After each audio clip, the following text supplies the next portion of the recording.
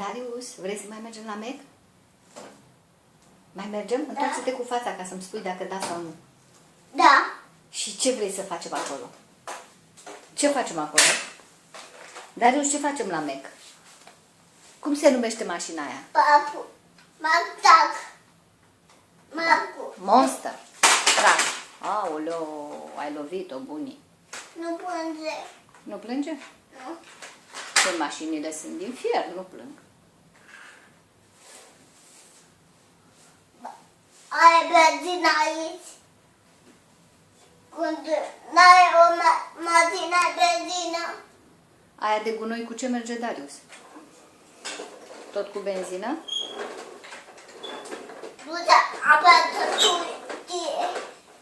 Bagai. Acolo bagi gunoiul? Mai ai gunoi în mașină?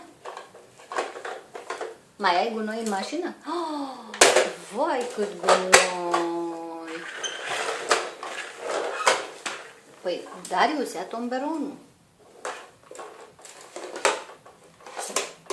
Darius.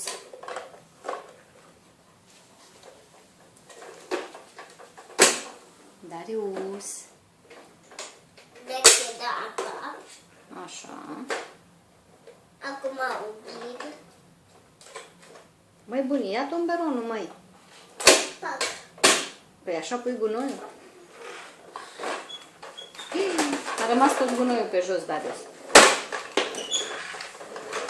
Și cu mactac. Mergi cu mine. Unde le duci? Duc apa în tântie. La ce? La benzinărie? Sau unde ai zis că te duci?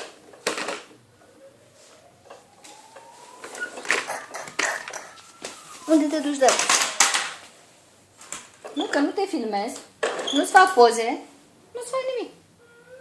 Hai că, uite, filmez mașinuța. Ia, uite ce mașinuță frumoasă. Vai, vai, vai, ce mașinuță. Pe tine nu te filmez. Poți să te ridici. Poți să te ridici, că nu te filmez. Ce să fac cu tine? Ești urât, nepieptănat. Ești ca un bursuc.